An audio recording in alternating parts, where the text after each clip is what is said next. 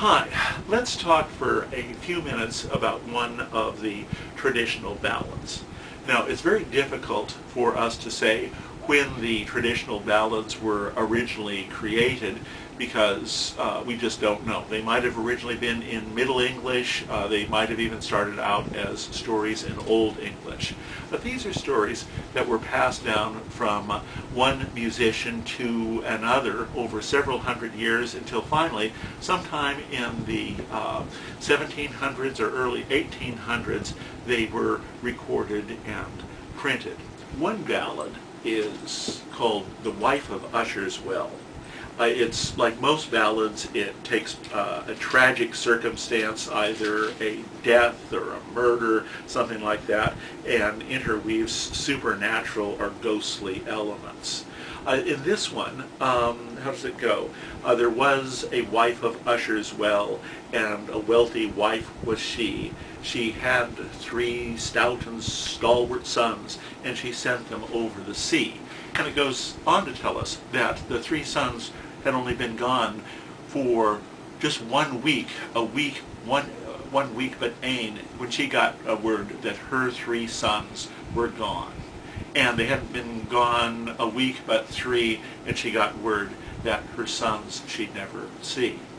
And so she brings down a curse. She says that she wants to see, what's the line, something about fashes in the flood. She wants to see disturbances in the flood until her 3 sons can come home to her in earthly flesh and blood. Fell about in Martinmas. Okay, everything always happens in these ballads in Martinmas or Martinmas time, which is November the 11th. It's a dark and cold time of the year, the time for supernatural events to be most easily believed.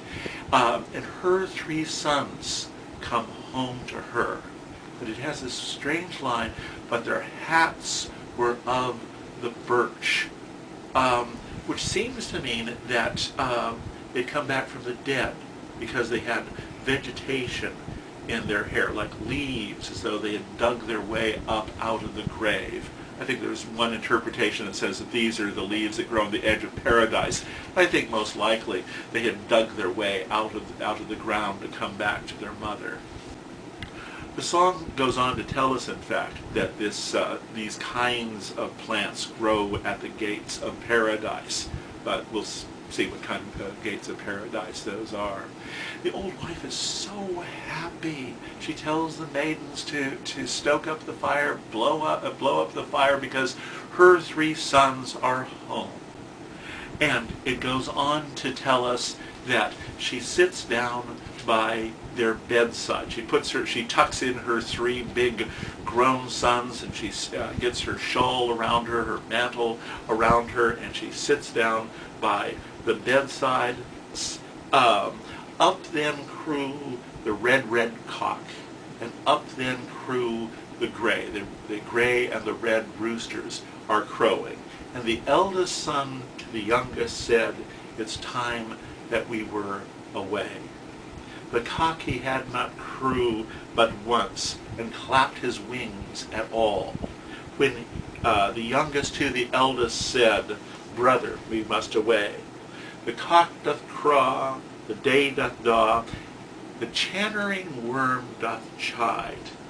The worms in the grave are calling for us. The chattering worm doth chide. We will begin to be missed and out of our place. A sore pain we must abide. Fare you well, my mother dear, and fare you well a while. And farewell to house and hold, farewell to barn and bride, and fare you well, my bonny lass, that kindles my mother's fire.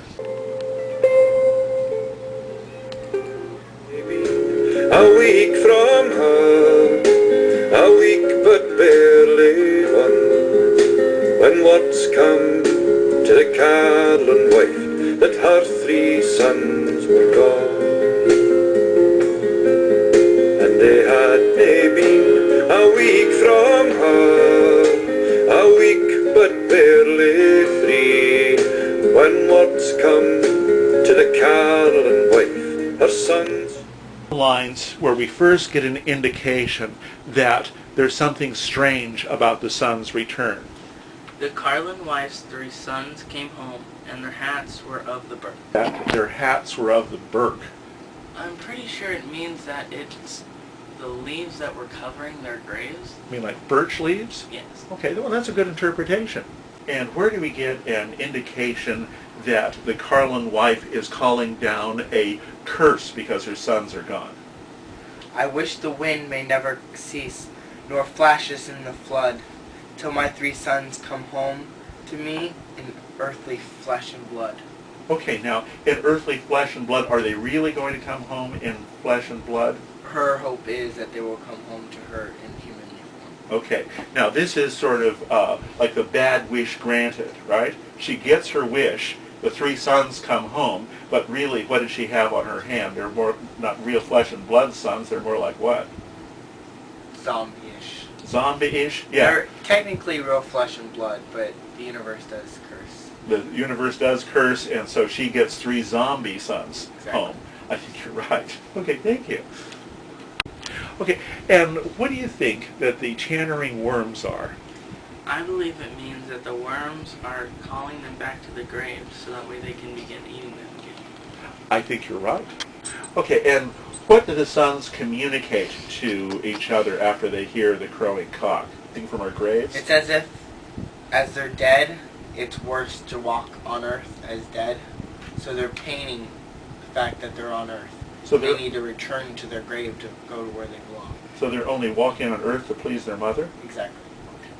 Which we all do at times. It fell about in Martinmas, when nights are long and murk. The Carlin's wife 3 sons came home, and their hats were of the birk.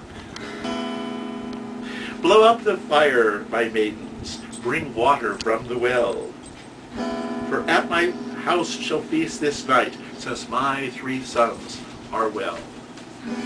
And then the Carlin wife finds her little dog, and she takes her little dog in her arms and says, since my little sons cannot be home, I will sing to my little dog instead this sad, sad song of the wife of Ushers